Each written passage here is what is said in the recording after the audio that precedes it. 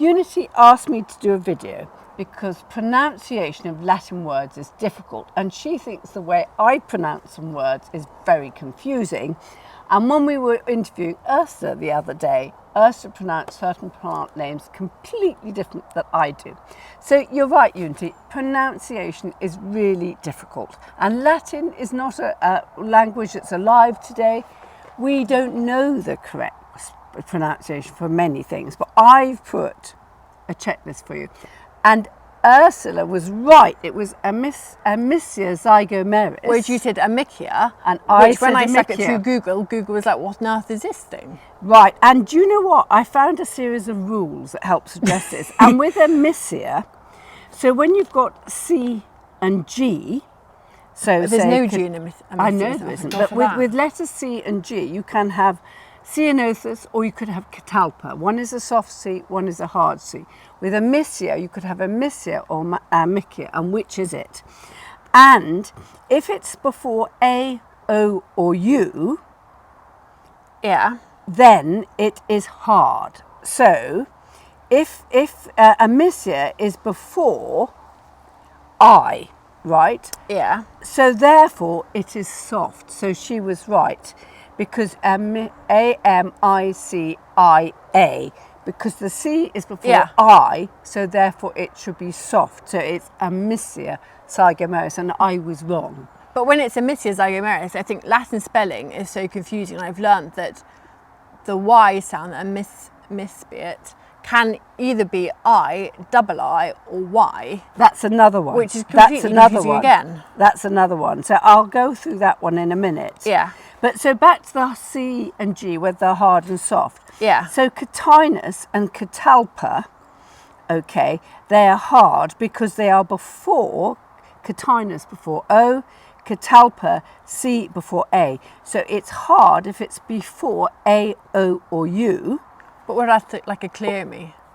Cleome has not got a vowel, so it's cla. So it wouldn't be sloomy. That would be weird. So clomie is obvious. Yeah. And then with G, so geranium, it's before E, so it's soft. G-E-ranium. Rather than gaura. Geranium. Whereas gaura is before A, so it's hard, okay? Now, if you say jara instead of gaura, it's not the end of the world, but it's just sort of generally thought that's the best way to say it, okay? Now, sometimes we've had real howlers. I remember when I worked in the office, we had a lovely Italian landscape architect working with us, and we say pinus when we're referring to pine trees, Pinus mugo, Pinus sylvatica, or whatever. And he always used to refer to them as penis.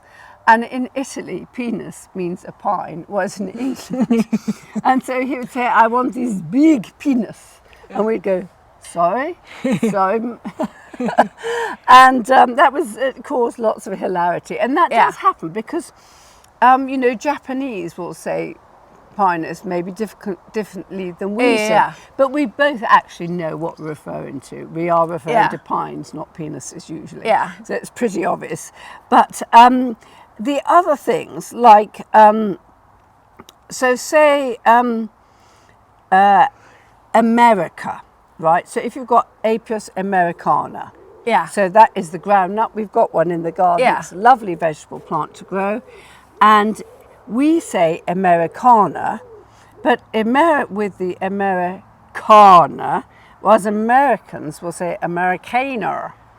But you just think that's their accent, and you know that. No, that's the way they American. say it. Yeah, that's right. So that is both are fine, but I would say Americana, you would say Americana. What, like tomato?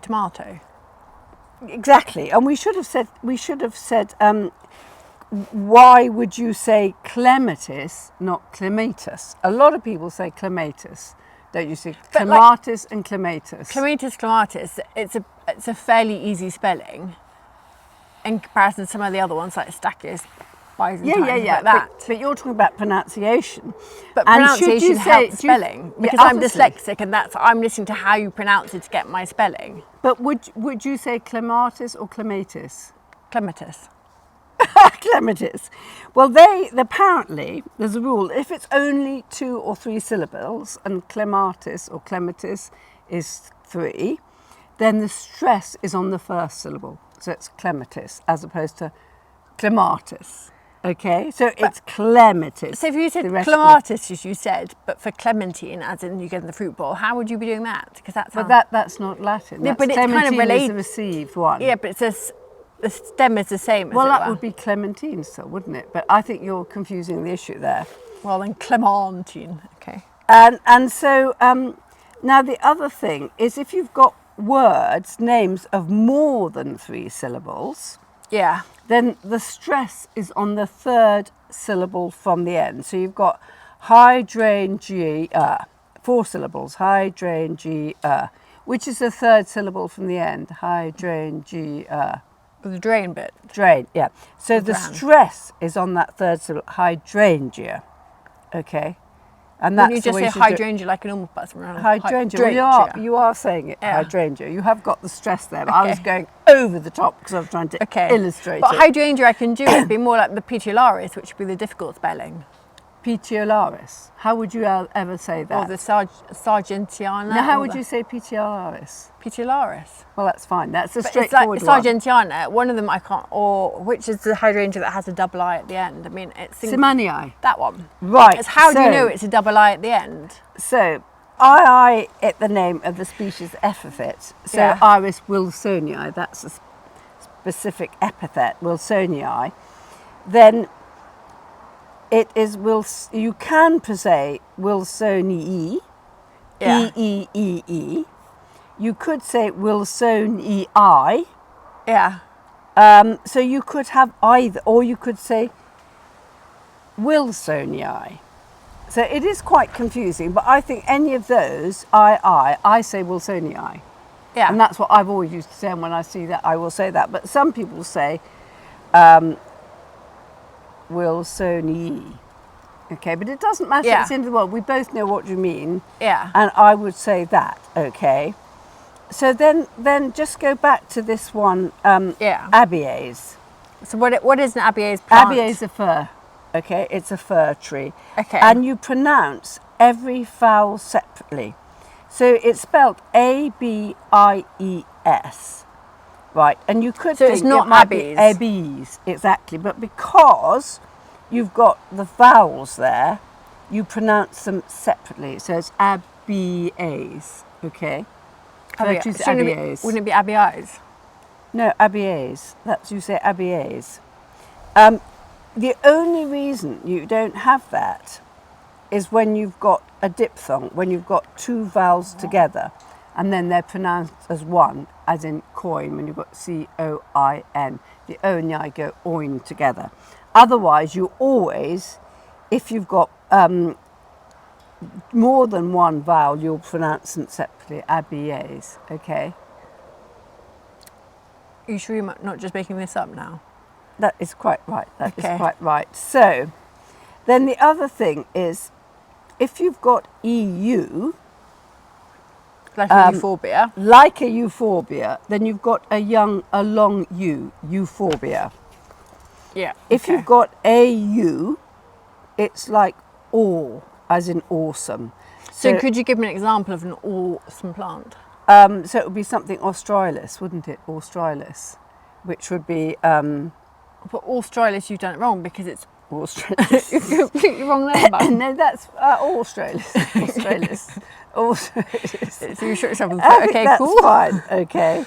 Now, then sometimes they're named after someone, aren't they? Well, that's a lot easier. Well, so dahlias are named after Anders Dahl, right? I thought you were going to say Dahlia Thomas A. Edison. Thomas A. Edison is easy to get. No, but dahlia. So if you're saying dahlia and it's named after Anders Dahl, okay, how would you think you'll pronounce dahlia? Well, having spelt dahlia for many years, I'm going to go for dahlia rather than dal as in that nice curry sauce. Exactly. So normally we all say dahlia, and if someone said, "Can you give me 10 dahlias?" I think you would think it's a bit strange. So sometimes, but you would know what they mean though, because it sounds familiar. I know, but if you want to be correct with your pronunciation, I think everyone just says dahlia because it's the accepted way to pronounce it. Well, it's very different to Amici, zygomeris, and Amici, because they sound very different on the ear. Yes, yeah. And dahlia sounds a bit like a Dalek. Over smart. And the same with magnolia. You see, magnolias are named after a French botanist called Pierre Magnol. And so they say magnolia. They don't say, the French wouldn't say magnolia, they'd say magnolia, because that's how they say it in French. I almost feel like we should bring up a French apply just to hear this. But we say magnolia. Yeah, well, try that. Well, if you go into Google France and see what they say. But if you said someone, I'm going to have 6 magnolias grandifloras sitting in pots at the end of the wall, I think... If you said to me, I think you were pissed, but yes. Forget that. Okay, so but it doesn't sound quite right. Right, okay. It doesn't. So we say magnolia, because we don't say soft G's like the French do, or sort of how they say them. It isn't easy, is it? It's not easy. No, it's really tough. And I think in the editing, guess the plant from the spelling takes far longer than finding a picture of a man mowing a lawn with stripes in it. So the other thing that's highly confusing is on Gardener's Question Time we'll get a plant name and someone will use the common name. And some plants have hundreds of common names, like the money plant. And some different plants are called the money plant. Several different plants are called the money plant. And so that gets confusing. You think, do they mean this or do they mean that? Could you describe it to me so I can visualise it? Exactly, we have to do that. So, I mean, that is why we have Latin names, isn't it? So that anyone in any language, it's a communal language that hopefully we can all understand. And in Japan it was invaluable because obviously they use Latin, we use Latin, and we knew what each other meant. Otherwise it would have been nigh on impossible. And they keep changing them, of course. You know, the plant will be classified. You change a Latin name?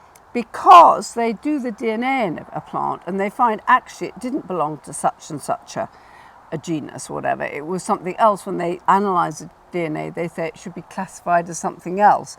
So things like rosemary, which we've always called Rose Marinus officinalis or whatever, has now become a salvia because they see it's a similar DNA. And there's loads like that, and they continually are updating the DNA, and so it's changing. So everyone gets confused, and but the important thing is just to try and understand what it is. But and people sometimes, I've noticed on the YouTube comments that Bunny's thing is full of mispronunciation, but that's because my back. But that's because they obviously pronounce it differently to me.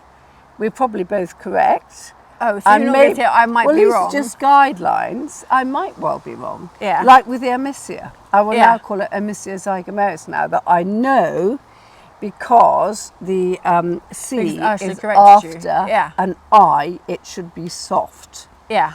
And so that's really useful, and it's a useful thing to know. But that's the thing with gardening, you learn something every day. So how does that sound? Is it you slightly clearer? I'm ish clearer, but I'm more interested, are you going to follow your rules that you've now found when you pronounce it? The thing is, it's in doctrine. I will for Amicia. Yeah. But what else have I changed? I think the rest I'm pretty much there, aren't I? I think I'm right. The Abies one, number 8, might be a bit more difficult. Abies. Why? Abies. It just looks like Abies with an I. No, it's not. It's Abies. You get used to that because I've been dealing with Abies for 50 years. And that's correct. Because we were taught this. Obviously, when you're learning horticulture, your lecturer is not going to say Abies. He's going to give you the right pronunciation. Well, do you know, but then when we learnt German at school, we had an Austrian teacher, so the pronunciation was different to those that learnt German from the German teacher. Oh, that's a red herring. Yeah.